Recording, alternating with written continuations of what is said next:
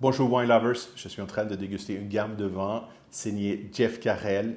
Jeff qui est devenu une figure très importante pour les vins de Languedoc.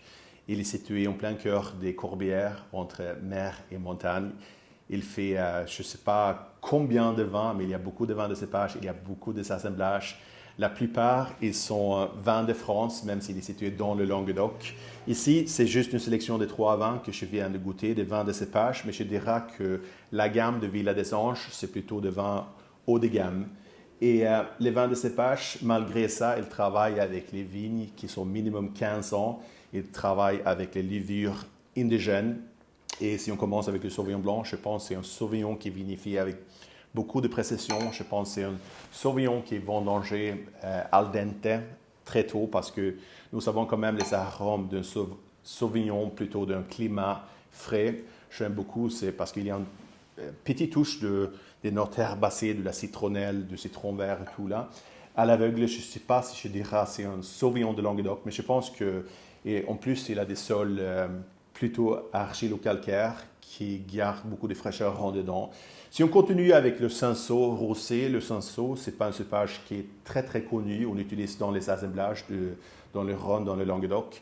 Mais pour les vins rosés, c'est super important parce que le Cinsault, c'est un cépage qui, malgré la chaleur du sud, est capable de retenir beaucoup de fraîcheur, beaucoup d'acidité. Et je pense que ça donne beaucoup. C'est un cépage qui est relativement épicé. Ici, j'ai beaucoup de poivre et beaucoup d'épices sèches. Les fruits rouges, c'est un rosé qui est très digeste aussi. Hein. Et pour finir, le Cabernet Sauvignon, franchement, j'ai eu beaucoup de mal avec les Cabernet Sauvignon du Sud parce que les tanins, ils ne sont pas mûrs. Le Cabernet arrive à 14%, 14 degrés d'alcool, mais les tanins sont quand même un peu durs. Ici, on parle toujours des sols argilo-calcaires.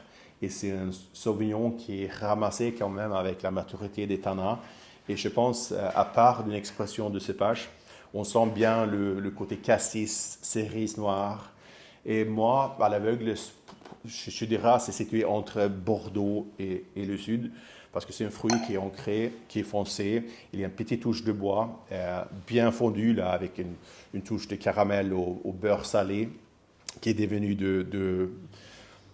du bois. Mais en même temps, on sent le soleil du sud parce que c'est généreux, c'est ample, mais c'est surtout la qualité des tanins, les tanins qui sont au grain fin. Et c'est aussi un cabernet qui offre la richesse, la générosité, mais en même temps, c'est digeste.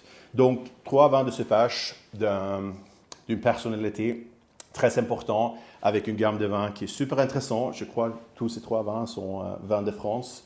Mais on sait qu'on est dans le Languedoc et je pense que ce sont des expressions jeunes, vives, modernes et funky de Languedoc. Enjoy!